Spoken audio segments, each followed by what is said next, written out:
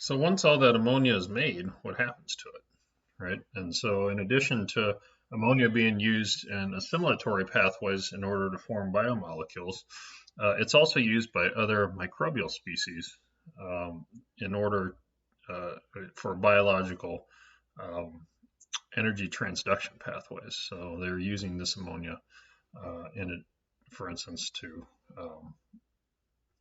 survive, to support their own life. And so let's take a look at some of these other pathways a little closer that end up making the main major pathways of the nitrogen cycle and eventually close the cycle. All right, so first let's look at denitrification. So denitrification is the denitrification pathway is where, let me turn my laser pointer on. There we go. The denitrification pathway is where nitrate is reduced back to N2. So this is actually the pathway that closes the cycle. So we're going a little bit out of order here, but we'll come back to nitrification in a second. All right. So nitrate is re-reduced to N2, but this doesn't occur all in one step. It happens in several steps. And so the reason nitrate bacteria use this nitrate is because it has a fairly high reduction potential. So it's not as good as oxygen, which is about over 0.8 volts, but it has a reduction potential of 0.42 volts. So it's a good electron acceptor.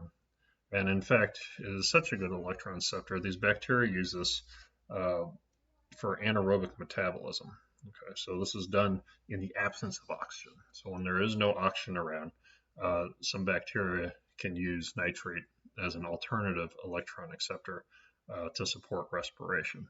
And so it's a reductive process. So like I said, nitrate is reduced to N2, but it happens in sequential steps. And so nitrate is first reduced to nitrate, and then reduced to nitric oxide, and then reduced to nitrous oxide, and then finally it's reduced to dinitrogen. And so each of these arrows represents a different enzyme. And in fact, all these enzymes have a metal center. So these are all metalloenzyme catalyzed redox steps. And so there are several what you will call obligate intermediates of this pathway. So that includes nitrite, nitric oxide, and nitrous oxide. Okay, so let's go back to nitrification. So ammonia is taken up in nitrification pathways, and it is oxidized. So this is an oxidative process. This forms nitrite and nitrate. Okay, this is an O2 dependent pathway, and what that means is that it's actually performed as an aerobic metabolism, but O2 is also important for one of the first steps of the pathway. So let's look at the different intermediates of the pathway. So either ammonia or ammonium are taken up. This is oxidized to hydroxylamine, and this is actually an oxygen-dependent step. So O2 is dependent, is required for the enzyme that performs this transformation. This is then oxidized to nitric oxide. This is not an oxygen-dependent step. And then NO is oxidized to nitrite. And this transformation is still not quite known how this occurs.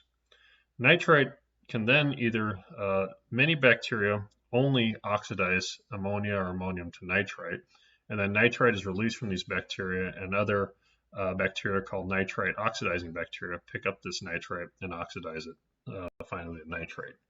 However, there are some bacteria that have been recently discovered that can catalyze or mediate this entire pathway. Right?